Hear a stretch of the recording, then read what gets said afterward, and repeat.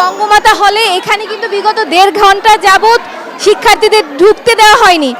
আমরা এই মুহূর্তে আছি বঙ্গমাতা হলে, এখানে কিন্তু বিগত 1.5 ঘন্টা যাবত কোনো প্রার্থীকেও ঢুকতে দেওয়া হয়নি এবং ভোটার যারা তাদেরকেও ঢুকতে না দেওয়ার অভিযোগ রয়েছে। এখানে একটি বিশৃঙ্খল পরিবেশ সৃষ্টি হয়েছে এবং এখানে ছাত্রদলের ভিপি প্রার্থী যিনি পুরুষ, তিনিও কিন্তু এখানে এসেছিলেন এবং এবং এবং হচ্ছে গিয়ে ওনারা কিন্তু এখানে যে সাধারণ ভোটার যারা তারা ভোট দিতে না পারার অভিযোগ করতেছেন এবং ওনারা কিন্তু সাধারণ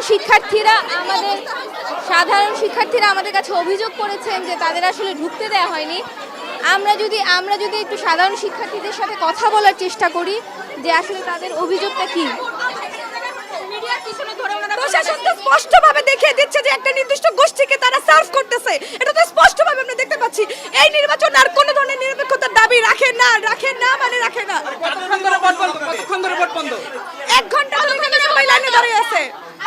ভোট চলমান কিন্তু মাঝে কতক্ষণ ধরে ভোট বন্ধ? আপনি একটু বলবেন। আমরা এখানে 1 ঘন্টা ধরে লাইনে দাঁড়িয়ে আছি। সেইটা না করে এইখানে একটা নির্দিষ্ট গোষ্ঠী এবং ছাত্রদলের ভিপি শেখ সাদি এখানে ভিতরে প্রবেশ করে এবং এরপরে ভোটের কার্যক্রম বন্ধ আছে। এই নির্বাচন কখনোই আসলে নিরপেক্ষতার দাবি রাখে না।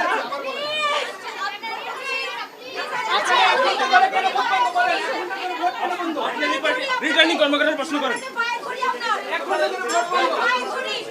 এখানে সাংবাদিকদের সাথে জোর করে আসলে সংবাদকর্মীদের বের করে দেওয়া হচ্ছে, তারা দরজা অবরুদ্ধ করে দিচ্ছেন এবং সংবাদকর্মীদের জোর করে এখান থেকে বের করে দিচ্ছেন। তারা ছাত্রীদের ঢুকতে দিচ্ছে না এবং এখান থেকে জোর করে তারা আসলে সংবাদ মাধ্যম কর্মীদের বের করে দিচ্ছে।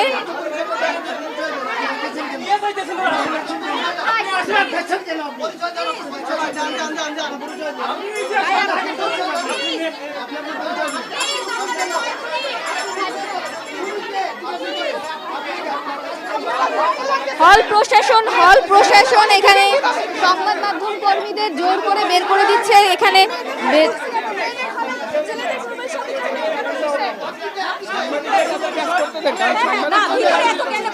হবে ভিতরে এত হ্যাঁ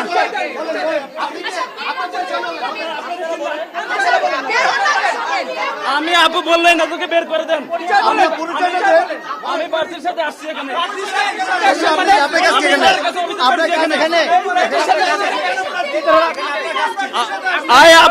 আপু বলছে আমাদেরকে এনাদেরকে একটু নিয়ে যান। আশ্চর্য বিষয়, আপু আমাদেরকে বললো যে একটু আপনাদের কেন দেখা লাগবে? আমরা তো আপু আমাকে পায়ে ধরছে।